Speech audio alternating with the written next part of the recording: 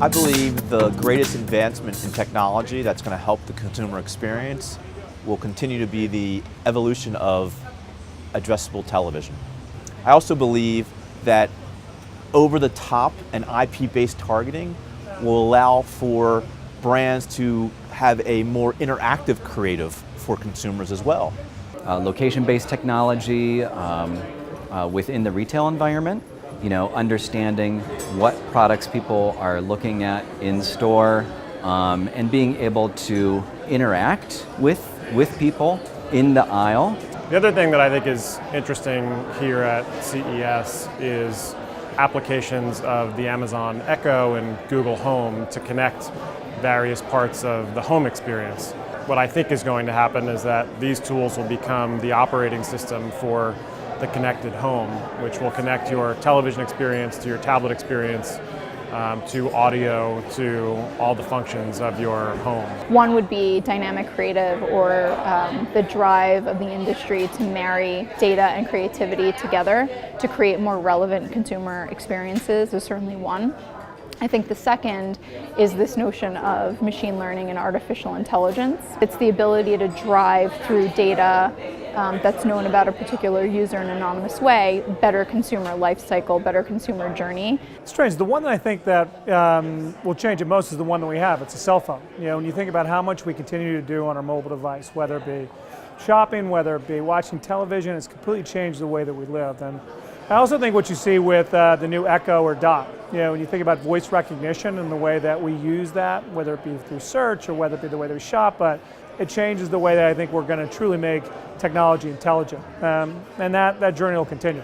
The kinds of technologies that I think will transform the way consumers engage are technologies that can leverage the vast amounts of data that are out there and create really personal experiences for them.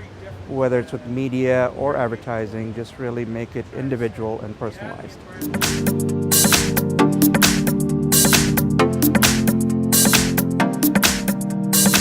Old-fashioned reach and frequency is really a challenge, because sometimes with precision targeting data, the match rate can be very low, and so even though it's very effective targeting at the micro level, it's not enough volume, it's not enough reach to really move the needle. And for a brand, the challenge is how do I keep up? I can't be everywhere, so if there's an infinite amount of supply, how do I understand where the customers are going to be? It's not necessarily where they've been, but it's where they're going to be, and how can I target them? How do I unify my data?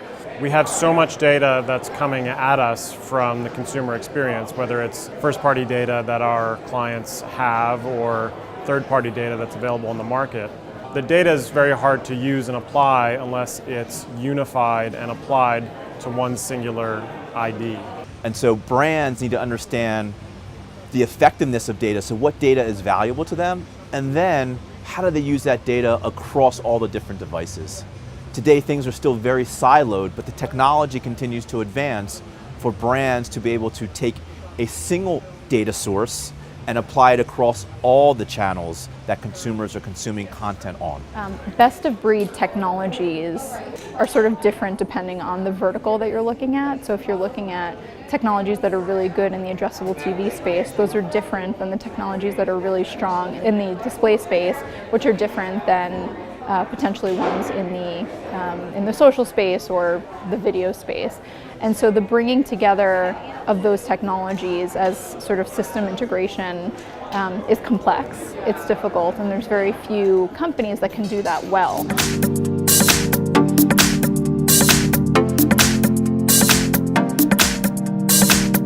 So much of the targeting that we've been doing to date is around cookie-based targeting around purchase behaviors. I think the very near future might see us using artificial intelligence to target consumers based on psychological profiles, emotional, real-time emotional profiles, things that traditional cookie-based targeting can't do.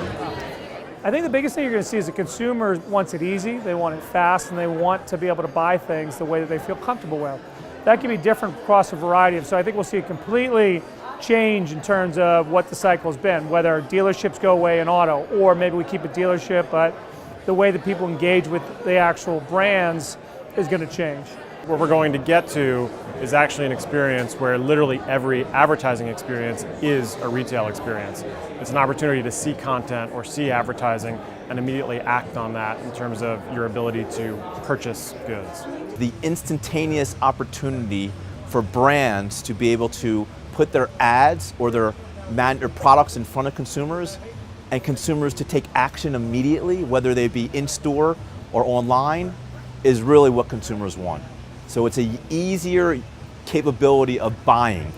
Also, the bridging of online and offline activity is interesting, because the consumer journey in and of itself is shortening significantly, because people are able to access information on particular products much more quickly than they have historically, which means I can do a search online and either choose to purchase it or then go into a store, look at it, and then price comparison shop and all that sort of stuff that we all do as consumers. But I think that there's a huge opportunity, because there's a lot more that we can do in the space to make the consumer journey more seamless and also more data driven.